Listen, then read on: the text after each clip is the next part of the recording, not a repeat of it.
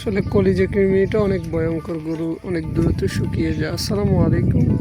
তো আলহামদুলিল্লাহ আমরা আজকে আমাদের ফিজিয়াম গাভীটা এবং তার বাচ্চাটাকে, তার মাকে কলিজা কৃমি করাইছিলাম আর বাচ্চাটাকে আমরা ভিটামিন দিয়েছিলাম। তো কলিজা কৃমিটা কীভাবে প্রয়োগ করে, ওটা চার মাথে প্রয়োগ করে দেওয়া হয় আর আমরা পরবর্তীতে একে লিভার টনিক করিয়ে দেবো ইনশাআল্লাহ। আর পরে 20 দিন পরে আবার আমরা একে ট্যাবলেট করিয়ে দিব ইনশাল্লাহ। আল্লাহর রহমতে পেট ব্যথা ভালো হয়ে যাবে।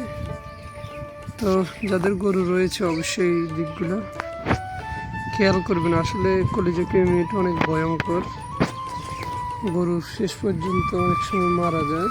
তো এই জন্যে আমরা সবসময় কলিজা কৃমি ট্রিটমেন্ট অবশ্যই সময় মতো করিয়ে নিব, তাহলে আমাদের গরুগুলো ভালো থাকবে। আসসালামু আলাইকুম রহমতুল্লাহ।